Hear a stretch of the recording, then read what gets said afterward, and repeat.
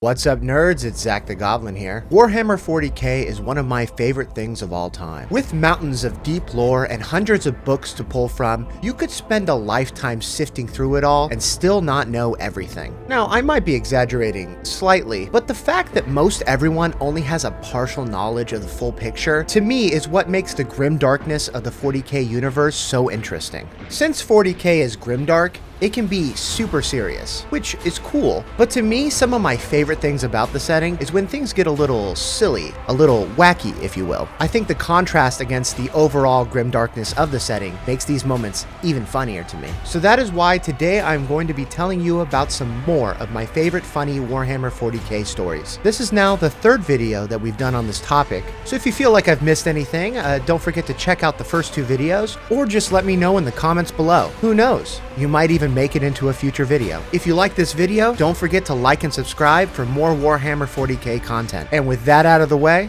it's Goblin time. These first three were recommended by commenters on the previous videos. This one comes from commenter Mvovo8698 and is a moment from the book Rin's World, and follows the Crimson Fists, an Imperial Fist successor chapter, as they fight against an Orc Wa. Alessio Cortez, captain of the 4th Company of the Crimson Fists, gets his arm ripped off during a fight with an Orc warboss. And as the warboss is howling in triumph, he takes that moment to shove a crack grenade down its throat, killing it. Now that's kind of funny, but that's not the part I'm talking about. After that, his chapter master, Pedro Cantor, looks at him and is like, yo, you can't continue to fight. But Alessio's like, nah, I'm good. You've lost an arm, Alessio. By the mercy of the Emperor, you're lucky not losing your life as well. I haven't lost my arm, brother. It's right over there. I'm still in this. I'm fine. As he points to his severed arm on the floor. And as you know, I have a fondness in my heart for Astartes, showing that sometimes they do in fact have a sense of humor. This next one comes from Marcus C. 9931. This comes from the short story Armor of Fate and follows the recently revived Primarch Robby Gorillaman, who is trapped in the titular Armor of Fate because he's told it's the only thing keeping him alive. So he has to be constantly wearing it or else he'll die. So he's looking over blueprints, doing paperwork, Gilliman's favorite stuff. And he's finding it hard to grab stuff because he has these, big gauntlets on because he's in the armor, right? And he ends up knocking over a bunch of papers. So he has to bend down awkwardly to pick them up. And with his big bulky hands, he just can't quite grab the papers off the ground. And he's getting super frustrated. And finally, Gilliman just is like, damn, I'm created by the Lord of all mankind, master of the greatest armies of the Imperium, and I can't even pick up a Plastech flimsy. And then he stares down at him and he's like, my greatest enemy. And there's a quiet there for a second. And then Cato Sicarius, another notable, super serious guy, just looks over and is like, you're joking, my lord? So Gilliman turns to look at him. Mind you, he can't just turn his head around. He has to turn his whole body around to look at him. He's like, damn, am I expected to be serious all the time? Yes, Captain Sicarius, I am making light of my predicament. During the worst of the Great Crusade, I was known to make the occasional jest. I'm not devoid of humor. And Cato Sicarius just deadpan just looks up and is like, humor is not something you are renowned for, my lord. This excerpt's funny to me on multiple levels. Not only is it just funny that this Primarch, this demigod, can't even pick up paper and documents and stuff just because he's forced to wear this armor. It's too bulky, and that's really frustrating for him. But then also, he's been gone so long that the myth of Gilliman has been built up. So everybody just thinks he's super serious all the time, and he's like, yes, I could be cool. I could be funny too, I swear. So this next one comes to us from Llama 587, and is about the Luna Wolf, Iacton Qruze. Iacton Qruze was a captain of the 3rd Company of the Luna Wolves, later known as the Sons of Horus, and he was basically ancient for an Astartes. He was kind of like the cantankerous old man of the Legion. He was basically always like, back in my day, we did it like this. And he was really prone to giving long-winded and frankly irrelevant opinions. He also didn't like it when people would bring levity into serious topics, so he probably didn't like notable goofball Tarek Torgotten. He was just kind of seen as a relic of the past. And let's be honest, between me and you, we all know some old people like this, right? You just kind of half listen to them and nod your head and be like, yeah, I know, things were better back then. You're right.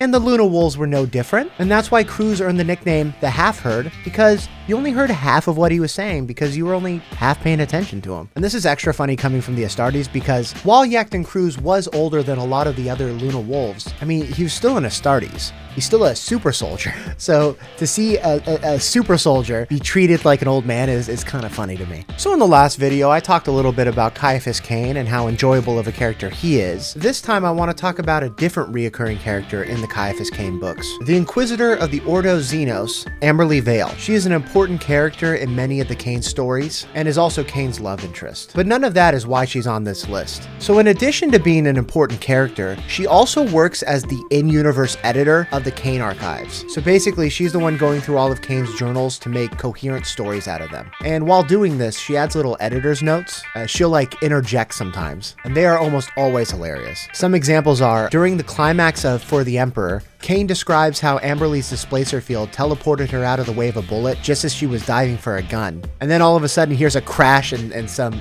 cursing, and Amberley cuts away to go into detail about how displacer fields preserve momentum, and ends it with, "It was a stupid place to put a table anyway." Or when Kane's talking about Inquisitors and he's like, "Bribery and threats are popular methods for getting what you want, but the Inquisition is better at both and tend to resent other people for using them." And Amberley's like, "Entirely untrue. The Inquisition is most definitely above such petty emotions as resentment." Or any time a woman turns flirty with Kane, Amberley's footnotes become a little icy and sassy. I mentioned in the last video, but I'm gonna say it again. If you haven't yet, you should definitely check out the Caiaphas Kane books. I think the audiobooks in particular are top notch. Okay, for this last one, I want to talk about the big bad War Master of Chaos himself, Ezekiel Abaddon. Specifically during the 13th Black Crusade and the fall of Cadia. So we got the big bad War Master, leader of the Black Legion, and he's already had 12 Black Crusades before this, each with different objectives in mind, culminating in this 13th one. Abaddon doesn't always feel like he's written this way, but he supposedly has kind of a grand plan, right? So things are going well for them on Cadia, but then, you know, a bunch of shenanigans happen, involving an angel and a Necron Pokemon master.